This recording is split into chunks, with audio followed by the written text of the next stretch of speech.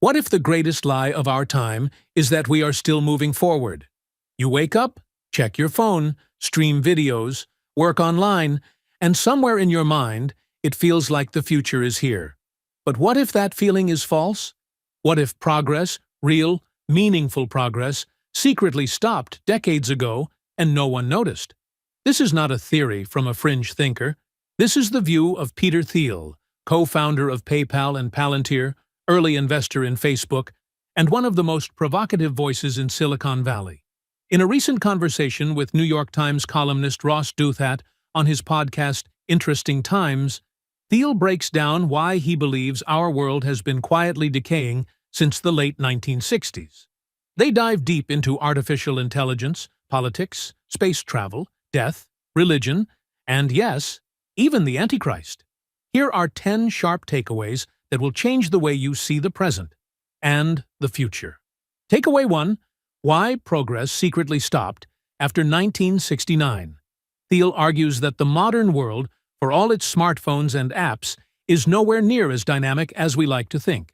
He pinpoints the moon landing in July 1969 as the peak of human ambition. Just 3 weeks later, Woodstock began, symbolizing a shift away from bold technological dreams toward cultural retreat. Since then, the most noticeable progress has been in bits and bytes, in software and screens. But the physical world has barely changed.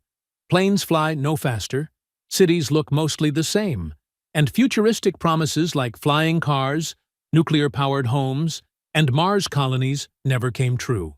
Thiel believes this was not just a pause in progress. It was a cultural decision to stop. Like a classroom where the smartest kids are told to stop asking big questions, society slowly turned its back on building the future. And most people did not even notice. Takeaway 2. How hippies accidentally ended human ambition. The 1970s brought not just disco and bell-bottoms, but a deeper shift in values. Thiel explains that the counterculture movement, which started as a rejection of war and rigid institutions, evolved into a general suspicion of science, technology, and even success. After landing on the moon, instead of planning a Mars mission, America turned inward. Instead of new energy sources, we got environmental fear. The hippies were not trying to kill ambition, but by making comfort, authenticity, and small-scale living the new ideal, they drained the oxygen from big dreams. Imagine a teenager who once wanted to be an astronaut, but now is praised for tending a garden and rejecting technology. Thiel says this change made safety the new religion, and with that, our engines of progress began to stall. Takeaway 3. We fear growth more than failure. One of Thiel's most counterintuitive points is that people today are more scared of success than of collapse. In the past, leaders chased bigger and better cities, faster transport, and medical breakthroughs.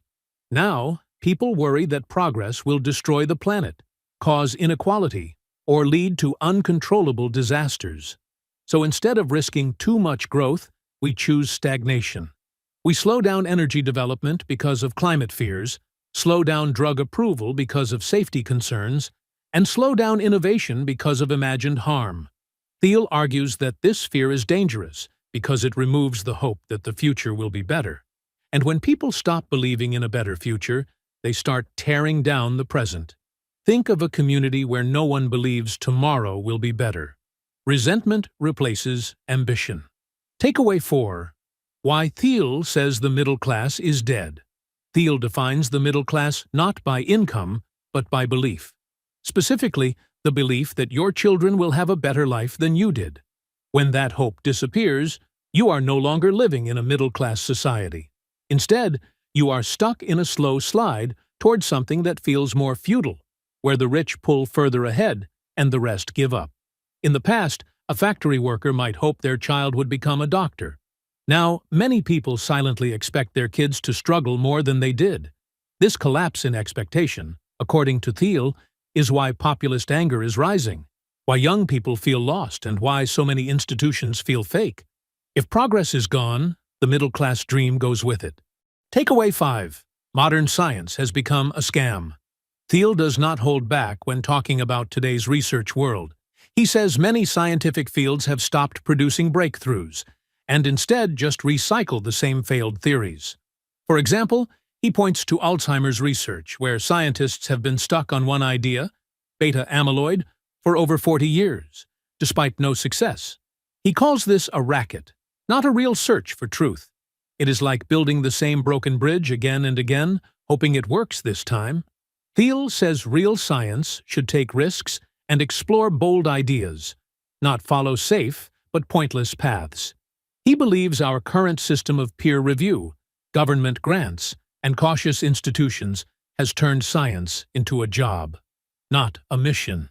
We're halfway through the video. Thanks for sticking with us. If you're enjoying it, hit the thumbs up and share it in your WhatsApp groups. If you'd like to support us, please tap the thanks button below. It helps us keep making great content. Drop a comment and don't forget to hit subscribe for more. Now let's continue with the video. Takeaway 6. Nobody wants to live forever anymore. In the late 1990s, when Thiel was running PayPal, some of his co-founders believed in radical ideas like cryonics, the freezing of your body or brain after death in hopes of future revival. They even hosted a freezing party, similar to a Tupperware party, where people signed up for this extreme form of life extension. Back then, it was fringe, but still fueled by a belief that science could one day defeat death. Today, even that strange hope is gone. Thiel notes that millennials do not expect science to save them from aging. The culture has accepted death as unchangeable, and the idea of living forever has become either a joke or a sin. He argues that we have lost not only scientific courage, but even the imagination to want more life. Takeaway 7. Populism is a desperate cry for change. Thiel supported Donald Trump in 2016 not because he believed Trump would fix everything, but because Trump disrupted the fake optimism that had taken over both politics and tech. At the time, Thiel felt like one of the only voices in Silicon Valley saying that things were not working. Everyone else kept insisting that everything was fine. Trump, with his raw slogans and unpolished style, forced a real conversation about decline and dissatisfaction. Thiel compares it to shaking a snow globe that had been still for too long. Even if you do not like the chaos, at least the truth comes out. He says that many Americans saw Trump as a risk worth taking because the current system felt dishonest and stuck. Takeaway 8. The system cannot fix itself anymore. As things get worse, people naturally look to experts and institutions for solutions. But Thiel believes that the institutions themselves are the problem. He explains that elite universities, large tech companies, and government agencies are more interested in protecting their own image than solving real problems. He gives the example of top tech leaders like Mark Zuckerberg, who kept following failed liberal policies just because they did not want to admit those ideas were broken. Like a captain refusing to change course, even as the ship sinks, these institutions are too committed to their own mythology. That is why Thiel sees disruption, even messy disruption, as the only way forward. You cannot fix a broken system by asking it to save itself. Takeaway 9. Artificial intelligence might deepen decay. While many people believe artificial intelligence is the big exception to our stagnation, Thiel is cautious. He says that AI, like the internet, might create some valuable tools and companies, but it may not change the world the way people hope. In fact, it might do the opposite. If AI becomes a super smart but boring machine that only follows rules and avoids risk, it could make society even more conformist. Imagine a world where everything you read, watch, and do is generated by an AI trained to avoid controversy. It might feel safe, but also deeply empty. Thiel says that if we rely only on AI without bold human ambition, we might just automate our own stagnation. Takeaway 10. The Antichrist may be a safety expert.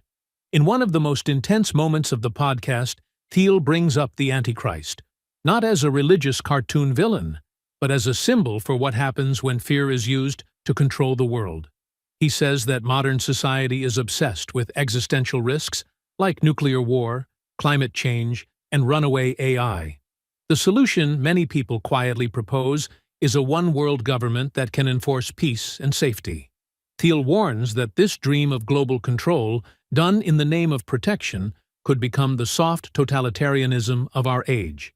It would not look like a dictator with tanks. It would look like endless regulations, zero tolerance for risk, and a society that is safe but spiritually dead.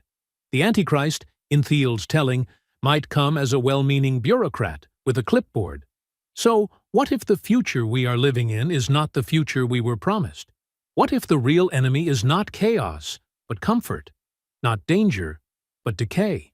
Peter Thiel is not offering easy answers, but he is forcing us to ask dangerous questions, the kind most people stopped asking after 1969. Maybe the real challenge of our time is not building smarter machines, but rediscovering the will to build anything at all. If the engines of progress are stalled, then it is up to us to decide whether we restart them or let them rust. What will you choose to believe in? Safety or the future? Thank you for watching. If you'd like to support this channel, hit the thanks button below. It really helps us keep going. If you enjoyed this summary, please leave a like and share it in your WhatsApp groups. To join discussion about this video, drop a comment below. And for more videos like this, hit the subscribe button below.